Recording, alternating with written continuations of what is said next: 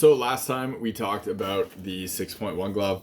This is the 6.0 or just 6 glove, I guess. So we'll talk about this at the end of the video here. This game is, again, that league where this team hasn't played in before, so we don't really know any of the teams or how anything will go. And we're not doing the hottest. Like, I think we have a bunch of times at this point. But we'll just see how this one plays out. I actually had the ref in this game, I think, complain to me about my camera and asked about it. And then it was like, well, it could be unfair advantage because it could hit with a puck. But luckily, I was just like, well, if anyone complains, I'll take it down. But no one has complained in like 10 years. And usually other teams love it and want to see their goals on it. So, and they just let it go. So luckily that was the thing. And we'll see on the other side for what happened and talk about the glove itself. So if you're buying hockey equipment and you want to support the channel, check out the links in the description. In the US, check out the links to Pure Hockey. In Canada, check out the links to Hockey Supremacy. If you click those links and make a purchase, I get a kickback from the sale. So anything that comes back from that comes right back into the channel, so I can make more content and doing like real reviews and stuff. I got buy gear to do a lot of the tests for it, so that costs money and it would be greatly appreciated. Otherwise, if you want to support the channel without buying anything, check out links in the description to Patreon, buy me a coffee. Everything through there comes again back into the channel, so I can make more content and doing real reviews.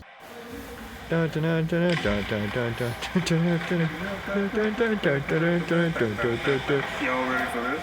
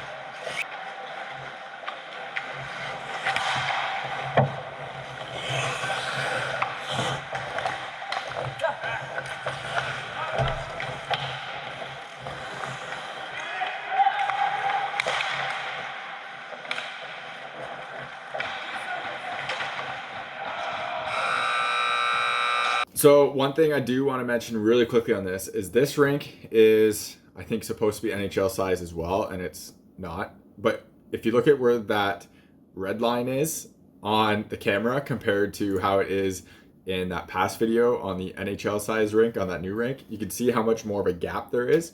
And that's not like me tilting the camera, that's just there's a lot more room behind the net in this rink than on the other one. And this rink is also, like I said, supposed to be an NHL size rink, but it's not quite there. It's bigger than, or at least it definitely feels bigger when you're skating on everything than what that other rink was. So I think my team did a pretty good job in this game. I think it was overall, like, the chances were pretty even. I obviously can't, like, I don't see the shots we have against and stuff like that. But there was a few, like, disappointing plays of my team where it's like, come on, guys. The first goal, I kind of like didn't expect the shot to go where it was, and I didn't have my hand in the right position for it. It was lower than it should have been, and it was kind of more in tucked, and it went like right here. In order for me to get that, I have to be like out here and hand position different, because that's a tough one. And I wasn't like, it was a weird scramble play, so I wasn't really playing it the way I probably should have. It was a nice place shot, and it was like a instant type thing, so yeah, that one kind of sucked. Second goal was a shot from the point and tipped, and even watching this back and in slow-mo with all that traffic there, I could not see who hit this puck, and all I know is it went through my legs because I saw it bounce like a foot in front of me and then go through my legs. I have no idea how, like, who hit this or where it got tipped, because I tried to go frame by frame and watch it, and you actually can't, because just all the people are in front of it and you can't see where it actually gets tipped. So that was a tip, and what do you do differently? Like, I was trying to play where the puck was going, and it just kind of totally changed directions mid-flight. And I mean, if I just dropped into a butterfly, I probably would have stopped it, but if it was going where it was originally going, it would have gone in. So it is what it is. The third goal was a frustrating one for me, because how that guy was just all alone in front. The guy shoots it. I tried to punch it out as far as I could to get rid of that rebound, and it goes right to the guy, and he picks it up and he just buries the rebound. So that was disappointing in that sense. On for gear, Konekt skate issues again. I wasn't taping them yet. I think in a few games after this, I realized I just gave up and I start taping it, and it fixes the issue. So you could also see me get dinged with that slap shot, and it got my chest, which I think it was ended up being like right here. That thing, or one of them, I think actually might have been here. Anyways, that thing hurt bad, and that like found a weird spot in my chest protector that I've worn this brown for like 7 years, and it's the first time I ever felt anything like here. So she felt it sometimes in the lower arms, but like rarely up here, and this was the first time. So I think it got like in between a floater and that main chest piece somehow, and like when I went up like this, just went kind of like right in there, and it got some of the dangler as well.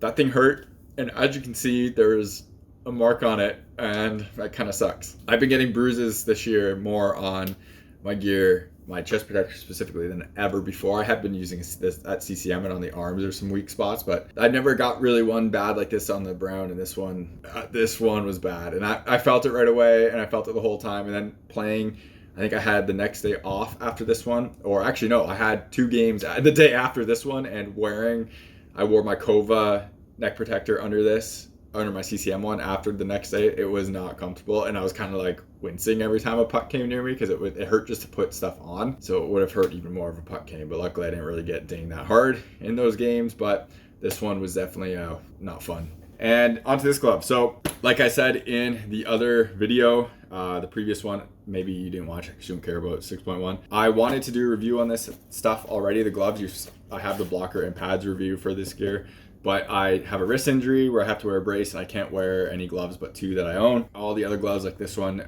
bother my wrist when wearing the brace, so I can't like use them. And to do the review on this, I want to get them in front of the puck machine, so I can't really do the review of that quite yet. If you want to see a comparison video of this one and the 6.1, just like a side-by-side comparison, I won't be reviewing them. I'll just be talking about them specifically. Let me know in the comments, and I can throw that together pretty quickly, and we can see kind of what happens. And I can do that pretty quickly without doing the full review, and it'll be out sooner. Now for this glove, obviously I catch better with this glove, as you can see in this video, than the other glove, the 6.1. It's just the break angle is much more natural to me for this, and the closing of this feels more natural to me and everything. And this feels closer to those 600, 55 degree, 75 degree, 45 degree break angles that other companies have. And I put those all together because different companies say they're different things. This one is technically a 75 degree, but it feels like a 45 degree that some companies have. JRZ, the similar one is called a 55 degree, and I think a 45 degree for, I think, other companies too. So anyways, this just feels like that 600 brake, and it feels a lot more natural to me and more comfortable in closure. So that's why I can catch better with this overall, and you could see me definitely catch more with that. And just like me holding that just for that, because I also just filmed this right after that 6.1, my wrist is bothering me, so I gotta take that out.